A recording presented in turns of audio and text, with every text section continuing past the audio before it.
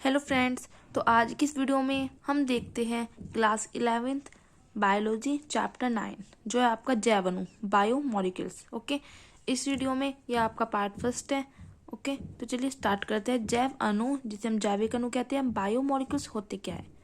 जीवधारियों के शारीरिक रचना में प्रयुक्त कार्बनिक और अकार्बनिक अणुओं को हम जैविक अणु कहते हैं। जैविक अणु का कोशिका में औसत संगठन कितना होता है तो हम वो देखेंगे। ओके, कोशिका में जैविक अणु का जो प्रतिशत संगठन या औसत संगठन जो होता है वो कितना होता है? जैसे आपका अवयव कौन कौन से? जल, प्रोटीन, कार्बोहाइड्रेट, न्यूक्लिक एसिड, वसा, अम्ल, क्षार और लवण। इसमें कितना होता है? 70 to 90% होता है। जल में 10 to 15%। तो आपका इसका ये संगठन होता है। ओके, फिर आते हैं आपके जैविक अणु के प्रकार कौन कौन से होते हैं। आपके होते हैं माइक्रो बायोमोलिक्यूल्स एंड होते हैं मैक्रो बायोमोलिक्यूल्स। माइक्रो में क्या आता है? ये कम अणुभार वाले होते हैं और सरल संरचना अणु होते हैं जो जल और अम्लीय माध्यम में घुलनशील होते हैं। For example simple sugar, amino acid, fatty acid and nucleotide. और आपके जो मैक्रो मॉलिक्यूल्स होते हैं, मैक्रो बायोमोलिक्यूल्स, वो क्या होते हैं? For nucleotide plus nucleotide and nucleotide, मतलब न्यूक्लियोटाइड के 3 मॉलिक्यूल से मिलकर बने होते हैं। ये उच्च अणुभार वाले होते हैं, बड़े होते हैं आकार में। इनका निर्माण जो है माइक्रो बायोमोलिक्यूल्स से होता है। उनका पॉलीमराइजेशन कर देते हैं जब हम माइक्रो बायोमोलिक्यूल्स का, तो हमारा मैक्रो बायोमोलिक्यूल्स मिलते हैं। For example protein, nucleic acid and fat. आता है आपका कार्बोहाइड्रेट। तो पृथ्वी पर सबसे अधिक मात्रा में पाए जाने वाला जो पदार्थ है वो आपका कार्बोहाइड्रेट है। लेकिन जीव द्रव्य क्या होता है? कोशिका के अंदर पाए जाने वाला जितना भी भाग होता है उसको हम कहते हैं जीव द्रव्य। उसमें कार्बोहाइड्रेट बहुत कम मात्रा में पाया जाता है। कार्बोहाइड्रेट का कार्य क्या होता है? ऊर्जा प्रदान करना। फॉर एग्जाम्पल सुक्रोज, जिसे आप चीनी कहते हैं। सुक्रोज में क्या होता है? Glucose plus fructose. यदि हम भोजन में चीनी लेते हैं तो वो आंत तक पहुंचता है। पहुंचते पहुंचते वो क्या होता है? ग्लूकोज और फ्रक्टोज में टूट जाता है। इस ग्लूकोज का जो अवशोषण है वो आंत में ही रक्त द्वारा होता है और ग्लूकोज के ऑक्सीकरण के लिए हम ऑक्सीजन ग्रहण करते हैं। रक्त ऑक्सीजन ग्रहण करके हमारी बॉडी की जितनी भी सेल है वहां पहुंचता है।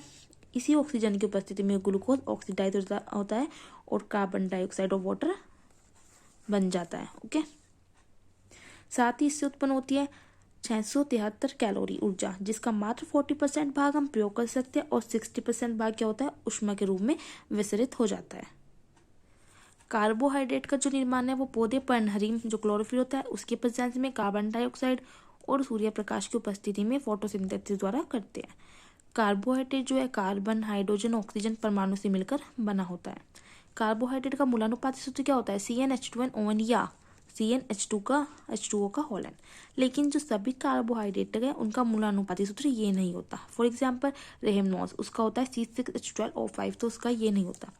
कुछ भी रासायनिक यौगिक है जिसका मूलानुपाती सूत्र तो यही होता है पर वो कार्बोहाइड्रेट नहीं होते। For example formaldehyde, lactic acid, acetic acid. Okay, इसी कारण कार्बोहाइड्रेट को पॉलीहाइड्रोक्सीएल्डिहाइड या पॉलीहाइड्रोक्सी कीटोन भी कहते हैं। कार्बोहाइड्रेट हमारे शरीर का लगभग 1% भाग बनाता है और 1 ग्राम कार्बोहाइड्रेट से 4.1 किलो कैलोरी या 70 किलो जूल जो एनर्जी है वो उत्पन्न होती है। लगभग सभी कार्बोहाइड्रेट जल में घुलनशील होते हैं, लेकिन कुछ कार्बोहाइड्रेट अघुलनशील होते हैं, लाइक स्टार्च, जिसे आप मंड कहते हो। अब आता है कार्बोहाइड्रेट का वर्गीकरण, क्लासिफिकेशन ऑफ कार्बोहाइड्रेट। सैकेराइड अणुओं की संख्या के आधार पर कार्बोहाइड्रेट को 3 भागों में बांटा गया है: मोनोसैकेराइड, ओलिगोसैकेराइड एंड पॉलीसैकेराइड। तो आता है मोनोसैकेराइड। इनका निर्माण कार्बन, हाइड्रोजन, ऑक्सीजन अणुओं से होता है। इनका स्वाद मीठा होता है। इन्हें हम क्या कहते हैं? शुगर भी कहते हैं। इनके टूटने पर कार्बन, हाइड्रोजन, ऑक्सीजन फ्री हो जाते हैं। For example glucose, fructose and galactose. Next आता है आपका ओलिगोसैकेराइड। मोनोसैकेराइड के 2 से 10 अणुओं के बहुलकीकरण से होता है इनका निर्माण। ओके, इनका स्वाद कैसा होता है? मीठा। इन्हें भी हम शुगर कहते हैं। इनके टूटने पर मोनोसैकेराइड अणु फ्री होते हैं। For example sucrose, maltose, lactose. Polysaccharide में क्या है? पॉलीसैकेराइड का जो निर्माण है वो मोनोसैकेराइड के अनगिनत अणुओं के जुड़ने से होता है। बहुत सारे मोनोसैकेराइड्स जब जुड़ते हैं तो आपके पॉलीसैकेराइड बनते हैं और ये स्वाद में मीठा नहीं होता और इनके टूटने पर मोनोसैकेराइड अणु मुक्त होते हैं। For example starch and cellulose. अब हम इनको डिटेल में देखेंगे। मोनोसैकेराइड कार्बन संख्या के आधार पर इन्हें बांटा गया है बहुत सारे भागों में, ट्राइओज में। ओके, मोनोसैकेराइड जिसमें 3 कार्बन अणु पाए जाते हैं उसको हम कहते हैं triose. For example dihydroxy acetone and glyceraldehyde. Second tetrose. Monosaccharide जिसमें 4 कार्बन परमाणु होते हैं उसे हम कहते हैं टेट्रोज। For example erythrose.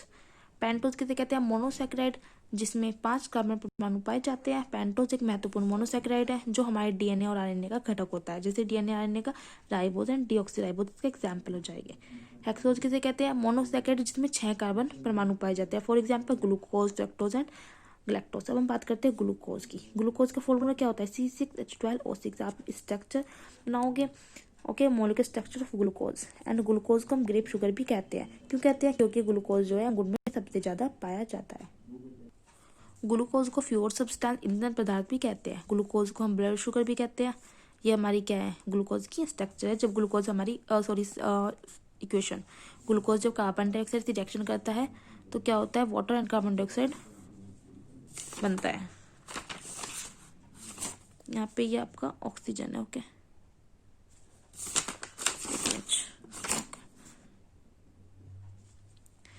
रक्त मतलब रक्त में जो ग्लूकोज की मात्रा है वो ज़्यादा नहीं होनी चाहिए। क्यों? इसलिए शरीर में ऑर्गन्स होते हैं ताकि उसकी मात्रा ज़्यादा ना हो। एक ग्लैंड जिसका नाम क्या है? हमारा पैनक्रियास, अग्नाशय कहते हैं जिसको। इसमें 2 हार्मोन होते हैं, इंसुलिन एंड ग्लूकागॉन। अगर हमारे शरीर में ग्लूकोज की अधिक मात्रा में हो गई तो इंसुलिन क्या करता है? जो हमारी ग्लूकोज है इसको ग्लाइकोजन में चेंज कर देता है। जब ग्लूकोज की शरीर को आवश्यकता होती है तो ग्लाइकोजन ग्लूकागॉन हार्मोन से फिर से क्या ले लेता है ग्लूकोज को लेता है और फिर से ग्लूकोज में चेंज हो जाता है।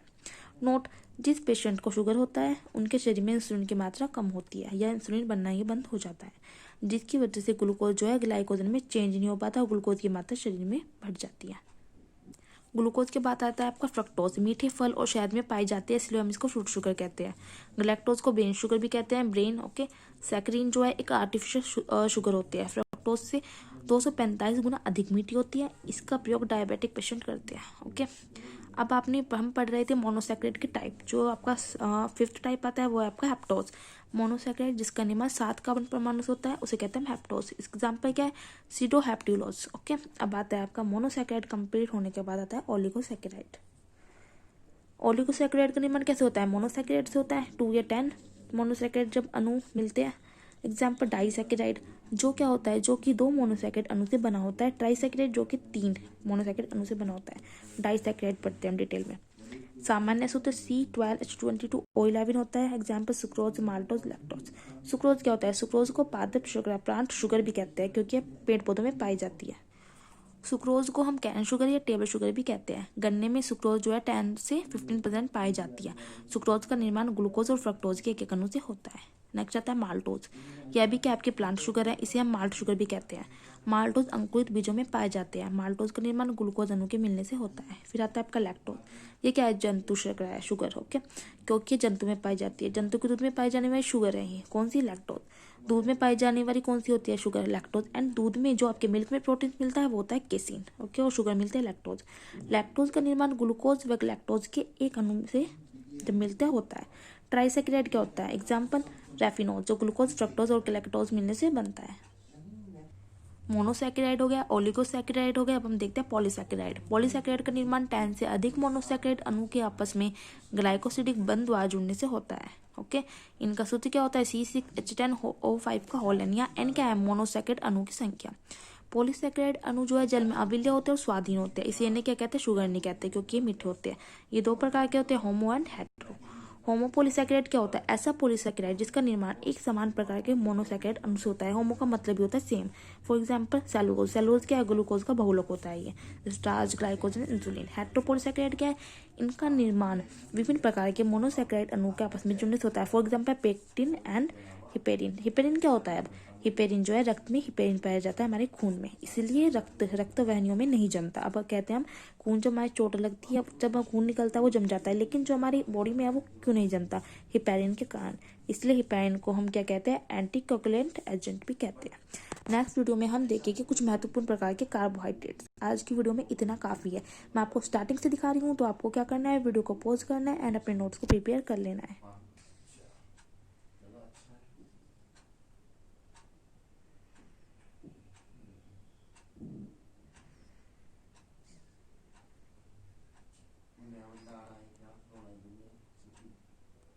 वीडियो को पॉज करके आपको नोट्स प्रिपेयर करते चलना है, ओके।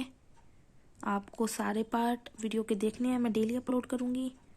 कुछ चैप्टर्स रह गए हैं वो मैं आपके बाद में करा दूँगी, ओके। वीडियो अगर आपको अच्छी लगती है तो लाइक करें प्लीज़, चैनल को सब्सक्राइब करें और अपने फ्रेंड्स के साथ भी शेयर करें। ओके, कोई प्रॉब्लम हो तो आप मुझे कमेंट्स बॉक्स में बता सकते हैं। और प्लीज़ मेरा सेकंड चैनल जो है कीर्ति व्लॉग्स के नाम से है, उसको भी जाके आप प्लीज़ उसको भी देखें, उसको भी सब्सक्राइब करें। जैसे मैंने अपने नोट्स प्रिपेयर कर रखे हैं आपको ठीक वैसे ही करने हैं। ये नोट्स आपके लिए काफ़ी यूज़फुल रहने वाले हैं क्योंकि लैंग्वेज बहुत ईजी है।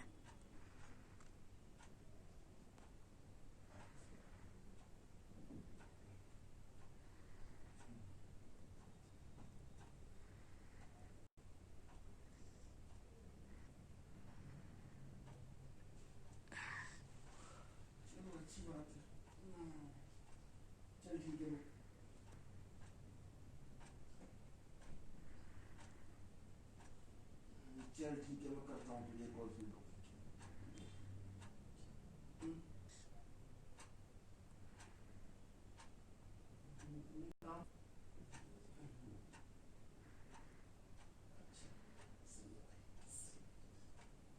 चल मैं करता हूँ, मैं तेरे से राजू जो बी वाले सीधा है ना मेरे पास, तो उसका डिस्कस करता हूँ तुझसे।